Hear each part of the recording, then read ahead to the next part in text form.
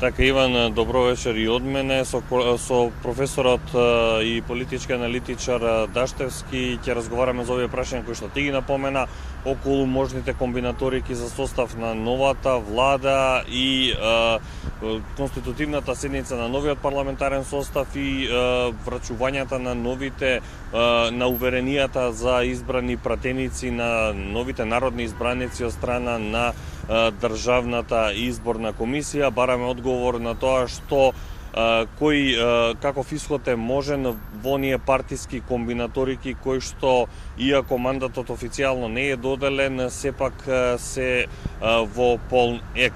Како што кажав, разговараме со професорот и политички аналитичар Александар Даштевски. Господине Даштевски, добро вечер и добро дојдовте во вестите на телевизија Нова. Добро вечер, благодарам за поканата. Иако споменав, мандатот се уште официјално не е доделен, Иванов спомена дека ќе го додели на партијата, коалицијата со најмногу мандати, тоа се Груевски и ВМРО ДПМН, сепак неофицијално течат разговорите помеѓу партиите, оние неофицијални комбинаторики можни околу состав за новата влада.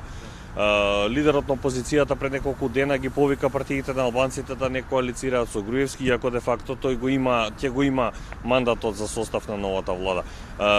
Која мислите дека е најизвестна комбинација? Дали она постоечката ВМРО ДПМН и ДУИ со различни апетити од двете страни, или пак мислите дека опозицијата има добра стартна позиција имајќи го предвид изборниот резултат?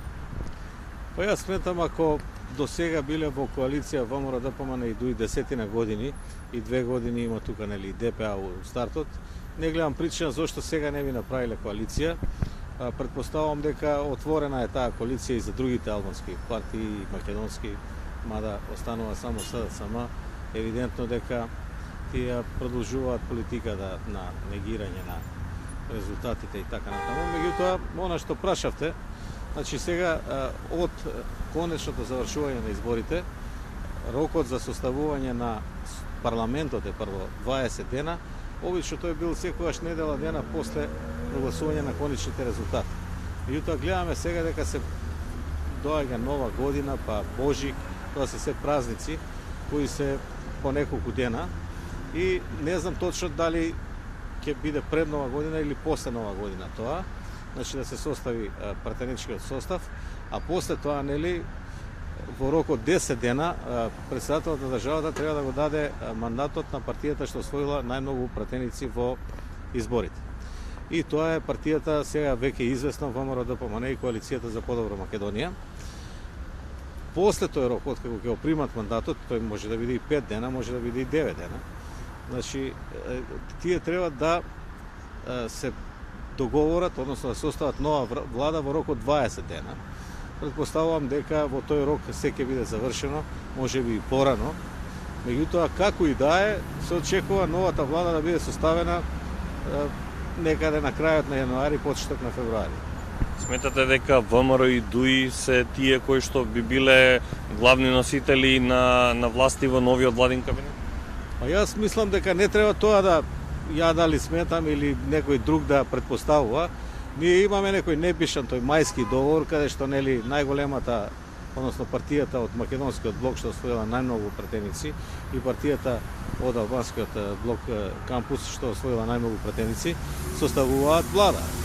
И често се случувало и други да влезат во таа влада, дали се од коалицијата или не се, како што нели 2006 до 2008 беше НСДП и така натаму, како посебна партија. Така што сметам дека треба да се држиме до тие правила што сами сме си ги воспоставиле. Сега тоа во преговорите се договараат и други работи. Кои места ќе ги земе, тоа е многу важно. Значи тоа се детали и затоа траат тие преговори неколку дена или неколку недели. Затоа е оставен тој рок од 20 дена, за да може во тој рок да се договорат и да ги ускладат своите барања. Колку во оваа ситуација и дали менува нешто тоа што така наречените пржински министри од СДСМ, Спасовски и Ременски, по официализирањето на конечните резултати од страна на Државната изборна комисија заминуваат од функциите? Дали тоа менува нешто во општата политичка ситуација? Па јас се надевам дека никој не заборави во Македонија дека нели изборниот процес требаше да биде круна на она што се случуваше во претходниот период. Видовме дека не постојат тие фантомски гласачи, видовме дека личните карти фалсификувани кој ги правел, значи дека не ги правела владеачкото мнозинство и многу други работи. Значи сега после ова веќе не може да се барат ворени избори бидејќи имавме и сега треба да се работи на тоа да оди Македонија напред. Доста ни беше со стоење во место и со расправање. Сметам дека СДСМ треба да биде конструктивна опозиција, бидејќи не победи на овие избори и да помогне во реформите кои се најважни за Република Македонија за приближување до ЕУ и НАТО.